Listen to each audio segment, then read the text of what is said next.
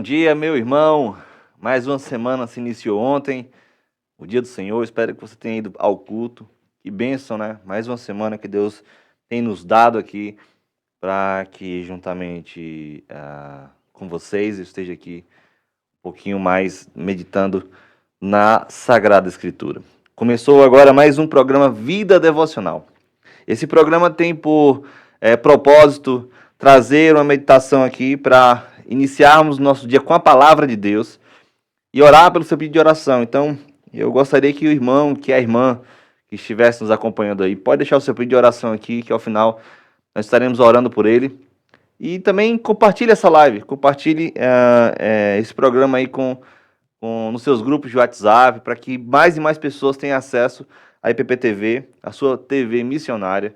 Nosso propósito aqui é dar conteúdo de qualidade cristão para que vidas possam ser alcançadas, vidas possam compreender as verdades do Evangelho. Então, seja instrumento de Deus aí e compartilha essa live aí para todos que estão aí a seu redor, tá bom? Você também pode deixar de onde você é, onde você está, de que cidade, que país você está nos assistindo, tá bom?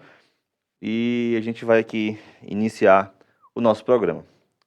Eu queria que os irmãos abrissem as suas Bíblias, a Escritura Sagrada, em 2 Timóteo, capítulo 3, e eu quero ler os dois últimos versículos desse capítulo, o versículo 16 e o versículo 17. 2 Timóteo 3, 16 e 17. Diz assim o texto: toda a Escritura é inspirada por Deus e útil para o ensino, para a repreensão, para a correção, para a educação na justiça, a fim de que todo o homem de Deus seja perfeito e perfeitamente habilitado para toda boa obra.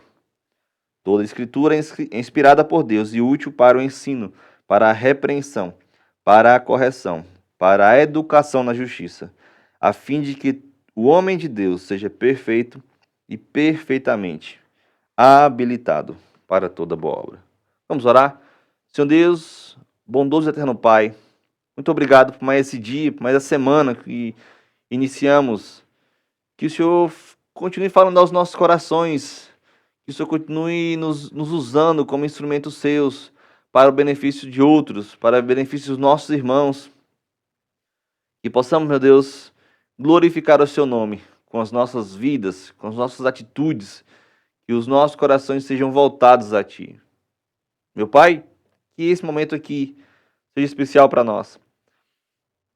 Para o nosso coração, que a Sua palavra penetre do mais profundo do nosso íntimo, para que possamos sermos corrigidos, sermos instruídos, sermos moldados pela Sua palavra.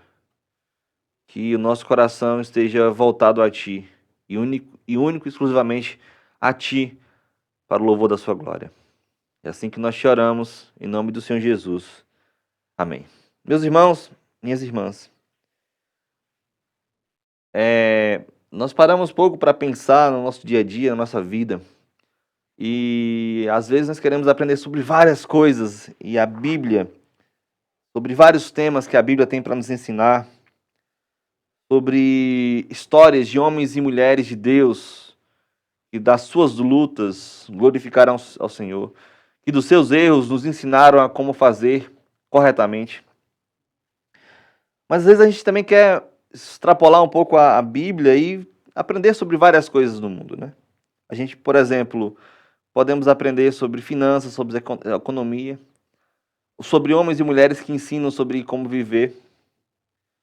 Mas o problema, meus irmãos, é que como nós estamos vendo a Escritura Sagrada, como estamos vendo a Bíblia como palavra de Deus nas nossas vidas. Por isso que é tão importante falarmos sobre a Bíblia como um instrumento divino para nossas vidas. Nós poderíamos falar, por exemplo, sobre vários personagens bíblicos aqui. Mulheres que se comprometeram com Deus e com a sua aliança. Homens que se comprometeram com Deus e a sua aliança. Homens como Daniel, crianças que se comprometeram com Deus e a sua aliança, como aquela menina que foi levada cativa em 2 Reis, capítulo 5. Aquela criança que mesmo sendo escravizada por Naamã, e agora ela se torna escrava da esposa de Naamã, ela fala de Deus para ele. O seu comprometimento com Deus, o seu comprometimento com o poder de Deus.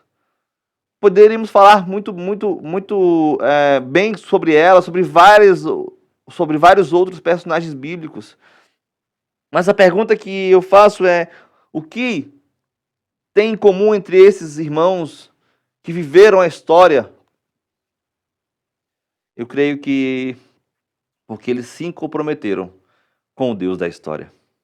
Eles se comprometeram com a palavra do Deus da história. E hoje é de extrema importância e é urgente que nós aprendamos mais sobre a Bíblia. Sobre a Bíblia como instrumento nas nossas vidas, como instrumento de Deus para as nossas vidas. E quando eu olho para esse texto, meus irmãos, a primeira coisa que me vem à mente é que a Bíblia, a natureza da Bíblia é uma natureza divina. Se não, vejamos aqui no início do versículo 16. Toda a escritura é inspirada por Deus. Irmãos, a natureza da Bíblia, ela é divina. E a ideia aqui da inspiração, de inspirada, a ideia é soprada por Deus. Foi através de homens santos, homens separados por Deus, que ele soprou a sua palavra aos seus ouvidos. Que ele colocou esses homens para que eles pudessem ser instrumentos, para que nós estivéssemos aqui hoje com a Bíblia, o conteúdo da Bíblia. Não é humana, porque o autor é divino. O próprio Deus separou esses homens santos, como diz o apóstolo Pedro, que foram inspirados, que foram iluminados por Deus, inspirados por Deus, para que eles escrevessem essas palavras. E quando nós entendemos um pouco sobre a inspiração, nós entendemos que essa inspiração ela foi verbal e ela foi plenária. Ela foi, irmãos, verbal, e isso significa dizer que as palavras foram dadas pelo Espírito Santo aos seus escritores. E ela não foi psicografada, porque o Espírito Santo respeitou as características de estudo, vocabulário e formação intelectual de cada escritor. Apesar das palavras serem dadas pelo Espírito Santo, o Espírito Santo respeitou essas características de estudo, essas características de vocabulário, de formação intelectual de cada escritor bíblico. É por isso, meus irmãos, que nós não vemos erros e contradições na Bíblia, mas percebemos que cada escritor bíblico tinha uma forma de escrever, tinha uma linguagem. Nós olhamos, por exemplo, e fazemos comparação entre textos do apóstolo Paulo com o apóstolo Pedro, por exemplo. A forma de escrita era diferente. De Mateus com Marcos, de Marcos com Lucas. Os escritos do apóstolo João, diferentes dos escritos dos demais, porque o Espírito Santo, apesar de inspirar as palavras, de dar as palavras, ele respeitou as características de cada leitor, de cada escritor. E tem uma frase muito interessante que nos faz entender bem essa questão da inspiração verbal.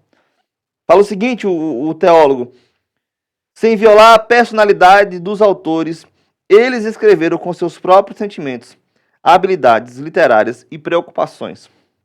Mas no final, Deus podia dizer: era exatamente isso que eu escreveria. Sem violar a personalidade dos autores, eles escreveram com seus próprios sentimentos, habilidades literárias e preocupações.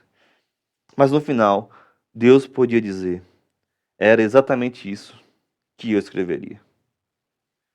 Entender a inspiração bíblica como verbal é entender que Deus inspirou esses homens. As palavras escritas por esses homens. Pense a inspiração verbal como um oceano e um barco com uma vela e um vento. O oceano são as palavras daqueles autores que eles conheciam, a sua capacidade linguística, os problemas atuais do período.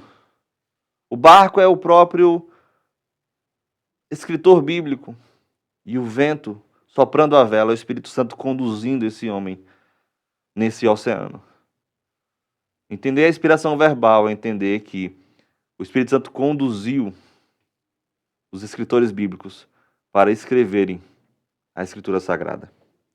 Mas essa, irmãos, inspiração não é apenas inspiração verbal, mas é plenária. E entenda a plenária como que todas as suas partes, todas as partes da Bíblia, todos os 66 livros foram inspirados por Deus. E essa inspiração, ela envolve as ideias e as palavras dos escritores, mas também estende-se a todas as partes da Bíblia. Plenária, porque em todas as suas partes, tanto as ideias, as palavras e toda a Bíblia, todos os 66 livros foram inspirados por Deus. Por isso, irmãos, que ela é infalível e ela não pode falhar. Ela é completa e não pode ser acrescentada ou diminuída. Ela é eficaz e poderosa em sua ação. Ela é eficaz. Ela que traz transformação. É o Espírito Santo usa a Bíblia como instrumento para a nossa transformação, para moldar o nosso caráter, para nos levar a Deus e a Cristo como nosso único e suficiente Salvador. É a Santa Palavra que aponta para essa verdade. E é pela palavra, é pelo ouvir a palavra de Deus que somos alcançados. E as nossas vidas são transformadas. E a Bíblia, ela é a autoridade suprema nas questões da fé e do comportamento. Muitas pessoas, agora os coachings da vida, apontando como nós devemos nos comportar, nós devemos pensar. Irmãos, tome cuidado com esses coaches. Porque a Bíblia, ela é suprema nessas questões. Quer ter a vida mudada, moldada e transformada? Leia a Bíblia. Busque as verdades bíblicas e aplique na sua vida. Talvez a gente peque no básico, de não ver a Bíblia como ela é, sua natureza divina. Mas, irmãos, o texto vai dizer aqui que não apenas ela é divina, sua natureza é divina, mas também ela é autoridade na nossa vida. Se não, vejamos aí, versículo 16. E útil para o ensino, para a repreensão, para a correção e para a educação na justiça. Entendamos que ela é autoridade porque é útil para nos ensinar. É na Bíblia, irmãos, que nós temos o conteúdo a ser aprendido. É na Bíblia que nós temos que nos deleitar e guardar o nosso coração, buscando na Bíblia o conteúdo em que eu tenho que colocar e aplicar na minha vida. A pergunta que eu faço hoje, meus irmãos, é: onde nós estamos procurando as soluções para os nossos problemas, para as circunstâncias da vida? Em livros de autoajuda? Ou na Sagrada Escritura como autoridade para as nossas vidas? Creio que a gente deve repensar em muitas das nossas ações com relação à Bíblia, a Bíblia Sagrada. Porque é lá, é nela que encontramos o conteúdo bíblico, que encontramos o conteúdo que transformará a nossa vida, a nossa existência, o nosso modo de ver. Ela é autoridade porque é lá que nós devemos nos deleitar e buscar essas soluções, essas respostas para os nossos dilemas, para as circunstâncias adversas que estamos vivendo. É na Bíblia, é o conteúdo bíblico que trará essa transformação. não é no influencer da vez, não são em coachings da vida, não são em livros de autoajuda, mas é na Bíblia, é na Sagrada Escritura que temos o conteúdo para aplicarmos no nosso dia a dia. Mas o texto continua. Ela não é só útil para o ensino, mas ela é útil para a repreensão.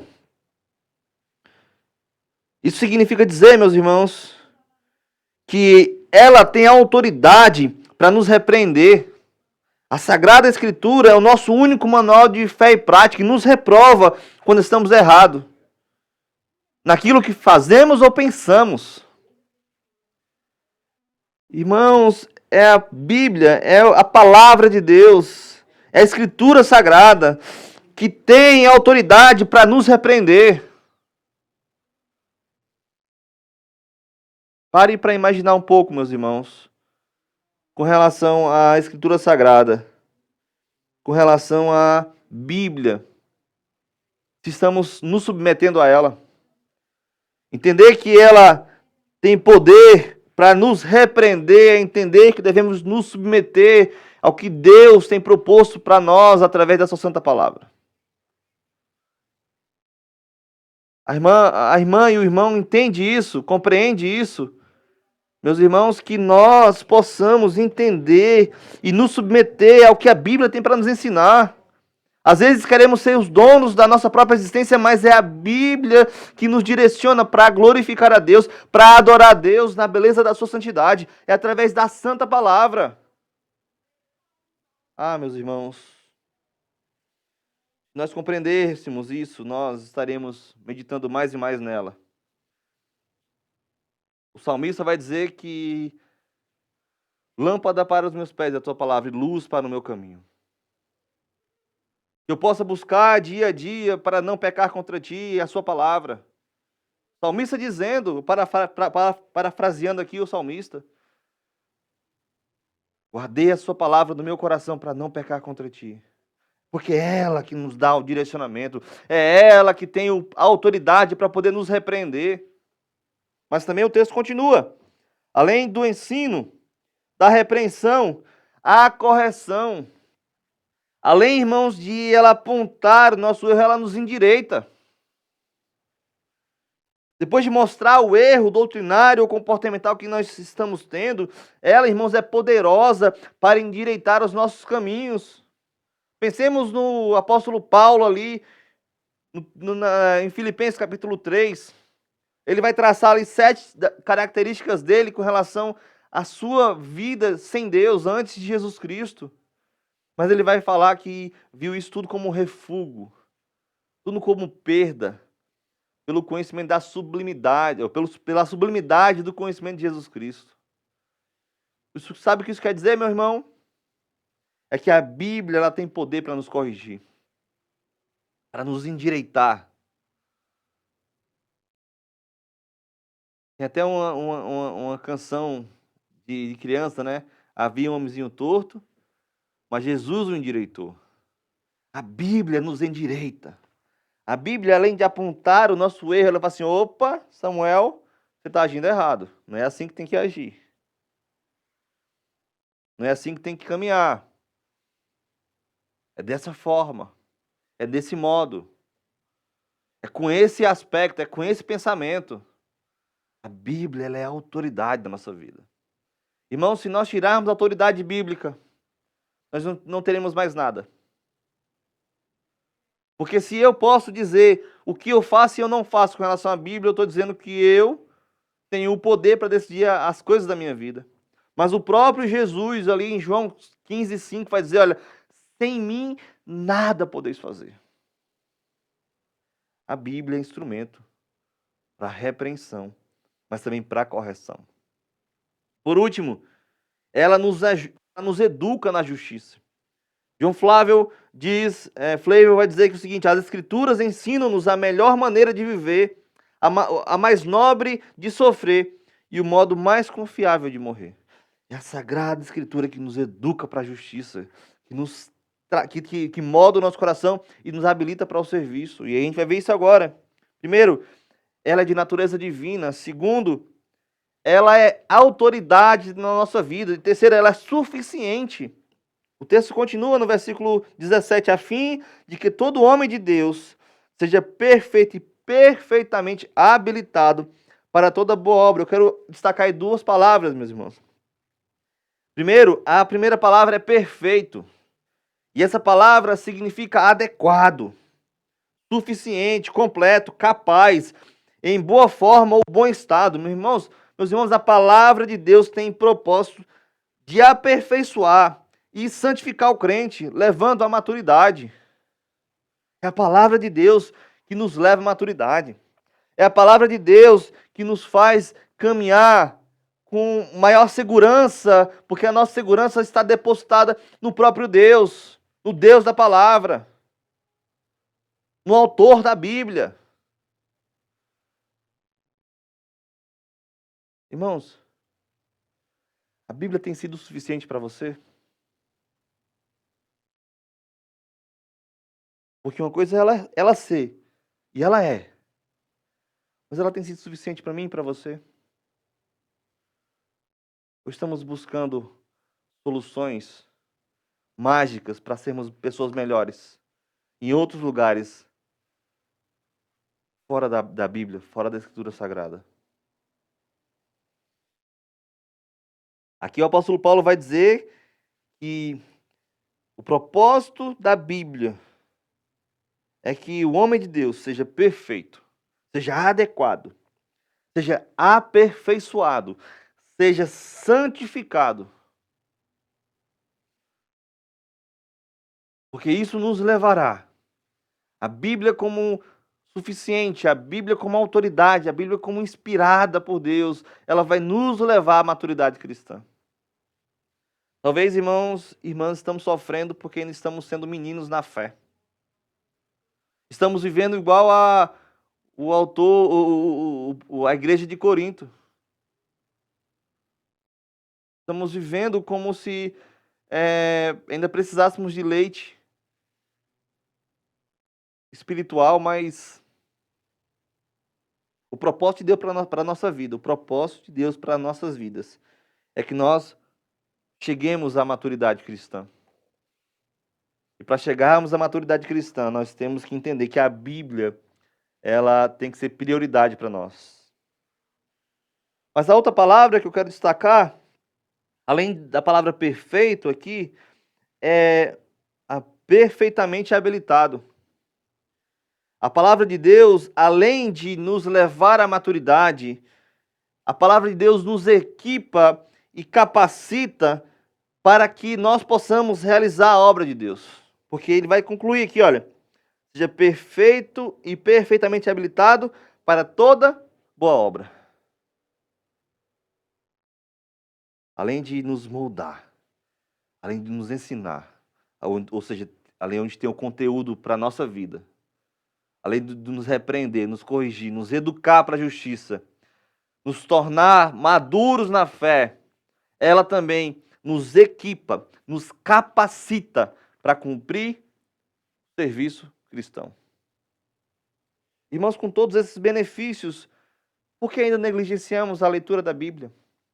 Com todos esses benefícios, por que ainda deixamos a Bíblia de lado e queremos decidir com as nossas próprias mentes, com o nosso próprio intelecto, se é na Bíblia que nós temos a resolução e a solução dos nossos problemas?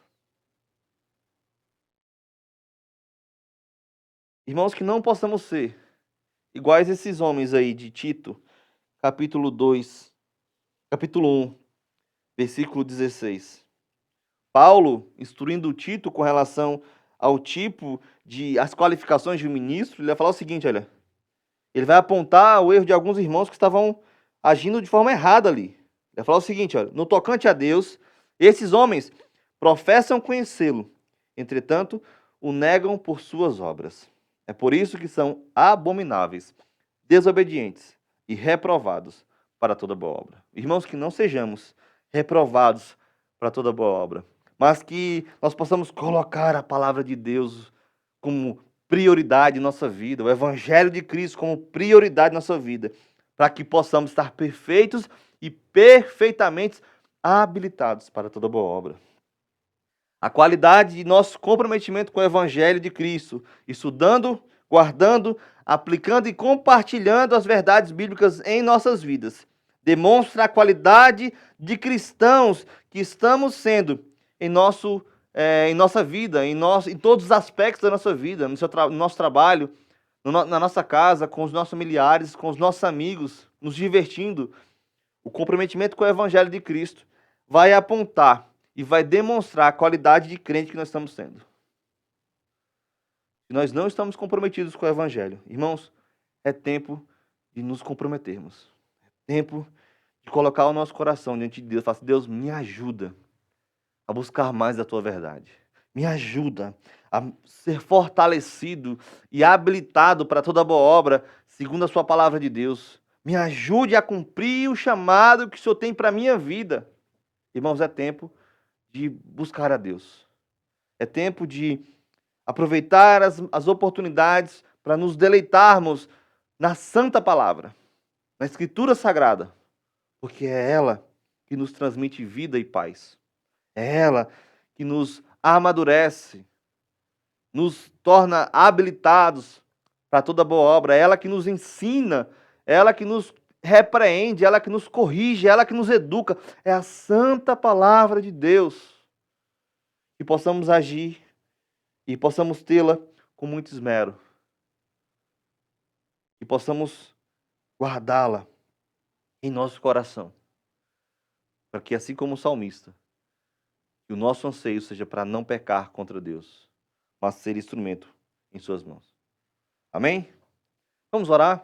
Eu quero agradecer aqui a presença da Sandra, do Ricardo, da Gisele, da Maria, da Hilda, está aqui em de Cuiabá, Mato Grosso, da Tânia, do Osmar, da Ana, da Sandra aqui também, o Wanderly. E o Henrique também está conosco. Vamos orar aqui pelos pedidos de oração aqui postos, tá bom? Deus abençoe a sua vida. Senhor Deus, bondoso eterno Pai, muito obrigado, meu Deus, por esse momento aqui, por essa meia hora aqui de meditação e agora oração. Muito obrigado porque o Senhor nos deu a sua palavra, que é viva e eficaz e é mais penetrante do que a espada de dois gumes. Que possamos, meu Deus, tê-la com muito esmero, que possamos guardar em nosso coração, que ela possa ser instrumento em nossas vidas para nos corrigir, nos repreender, nos moldar segundo a sua vontade e nos tornar habilitados para toda boa obra. Para nos habilitar para o serviço cristão. Nos ajuda, meu Pai. Te peço pelos pedidos aqui postos, que o Senhor continue agindo nos corações desses irmãos e irmãs que estão precisando de alento, precisando de uma porta de emprego, precisando, meu Pai, de um vivificar da sua parte para que eles possam voltar às atividades da igreja, voltar a ser ativos na igreja. Meu Pai, para aqueles irmãos que ainda não compreenderam, para aquelas pessoas que ainda não compreenderam o seu evangelho, que o Senhor venha com poder, com graça, moldando e trabalhando os corações, meu Pai. E que em tudo o seu nome seja glorificado. É assim que nós te pedimos, em nome do Senhor Jesus. Amém. Que você tenha um excelente dia na presença do Senhor e que você seja instrumento poderoso para abençoar vidas. Deus abençoe. Tchau, tchau.